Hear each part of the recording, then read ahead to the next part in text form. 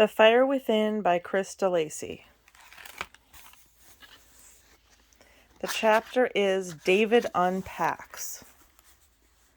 "You saw him?" cried Lucy, bursting into David's room the moment she arrived home from school that day. David tottered slightly and looked over his shoulder. He was balancing on a stool, stacking books on a shelf. All around him were half-open boxes, packed with an assortment of dusty bits and pieces, magazines, CDs, posters, a radio, a plastic model of a space shuttle, a travel alarm clock, an expensive-looking camera, a personal computer, and a tiny mountain of books. "Saw who?" he asked. "Conker." Lucy wriggled her backpack onto the floor and blew a loose strand of hair off her brow. She hurried to the window, raised herself on tiptoe,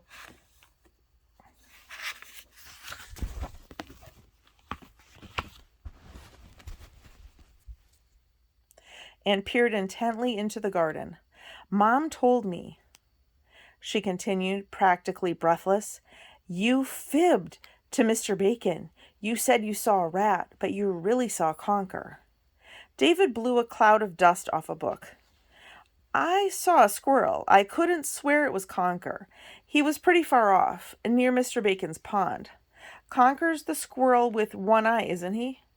Lucy leaned back, hands first, against the wall. "Yes," she said. "How did you know?" "I read minds," said David in a spooky voice. He wiggled his outstretched fingers at her. Lucy wasn't swayed. "Mom told you," she sniffed. "That's not fair. Conker's my squirrel." "Conker's a wild animal," said David. "He doesn't belong to anyone, Lucy." He stepped down off the stool and picked up another handful of books. "How come you have a name for him anyway? I would have thought it's practically impossible to tell one squirrel from another." Lucy hurried across the room, pushed on an old guitar into the middle of the bed, and plopped herself down. "It is, unless you look hard. I had names for 5 of them. Should I tell you?" "Well, okay, first was Conker. I called him that because of the red tufts of fur around his feet. All the squirrels had those, but his were sort of browner, like a chestnut." "Very good," said David. He picked his space shuttle out of the box and looked around for somewhere to land it. Then there was Ringtail. He was easy to see. He had some whirly black fur on his tail. And Cherry Lee. She was ever so pretty. I named her after a can of rice pudding." "Rice pudding?" "I like it. We have it all the time." "Great," muttered David, who wasn't particularly fond of it. He put his shuttle on the fireplace shelf, and for the first time noticed something was missing. "Oh, the dragon's gone."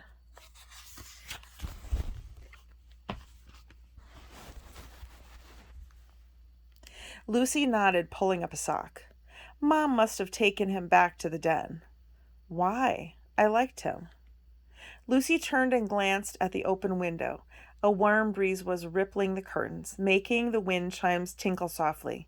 "It's probably because—" "I don't know," she said awkwardly. "How many names have I done?"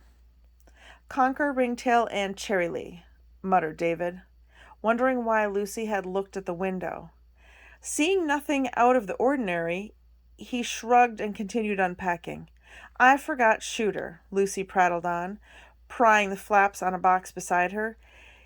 "He buried his acorns in Mr. Bacon's lawn, and Mr. Bacon didn't like it, 'cause his lawn grew oak trees. What's in here?" "A ferocious crocodile." Lucy squealed and pulled away, then risked a peek.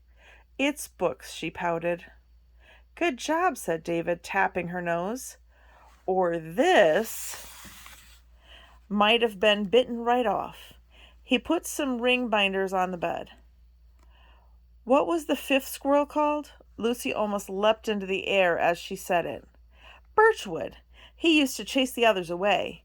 He had a big white tummy and his fur was sparkly, like the bark of a silver birch tree. I hope he went far away. He was always fighting. David nodded, taking this in. Maybe that's how Conker's eye got hurt. Birchwood fighting. Lucy thought for a moment, then shook her head. He didn't really fight. He just growled and spat, and the others ran away. He was a bully. I didn't like him much. Can I look at your teddy bear, please? She pointed to a bear's snout, just visible behind some rolled-up posters. David hauled a golden-haired teddy from a box.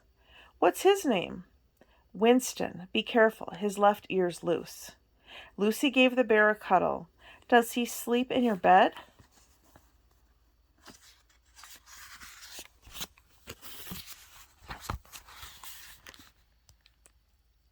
Only if he promises not to snore. What about Bonington? Didn't he chase the squirrels? Lucy swung her ponytail. He used to sit on the fence and watch them sometimes, but he never pounced. He wouldn't scratch eyes. Went David, not entirely convinced. How bad is Conker's injury? Have you seen it up close? Lucy sat forward with Winston on her knee. He came to the bird feeder once, and I sneaked up behind him to feed him some peanuts, and that's how I saw it. It was closed, like this. She shut one eye as tightly as she could. I called his name, and he jumped and got frightened, but instead of running away, he went around and around in circles on the grass. I kept turning to watch him, but I got dizzy and fell over.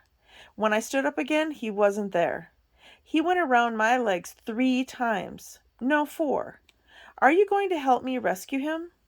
Rescue him? How do you mean? I want to take him where Ringtail and Cherrylee went.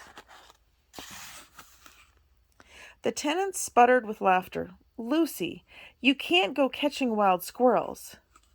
But he's sick, she pressed, flapping Winston's paw for added effect. He's getting thinner. You can see his bones. And what if the thing that hurt him comes back? What if it gets his other eye? You said you liked squirrels. Oh, please help me save him. David shook his head and turned back to his boxes. It's not right to interfere with nature, Lucy. Besides, you don't have any idea where Ringtail and the others have gone. Somewhere nice, she muttered, more in hope than expectation. She lowered her head and swung a leg in defeat. Look, said David, bopping her knee with a rolled-up poster. If I thought that Conker was really in danger, I mean really in danger, I'd do everything I could to help him, okay? But I think you're fretting too much. Chances are he's coping just fine. Come on, cheer up. Do you want to do me a favor? What? Said Lucy, sounding rather deflated.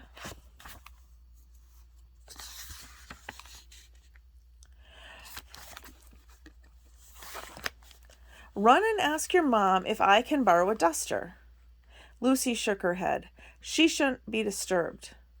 She's upstairs making you a dragon. Not anymore, she isn't, said a voice.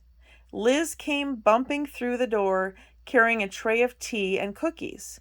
She was wearing jeans and an artist's smock. There were smudges of clay all over the material, but mostly the smock was daubed with paint, bright green paint, the color of dragons.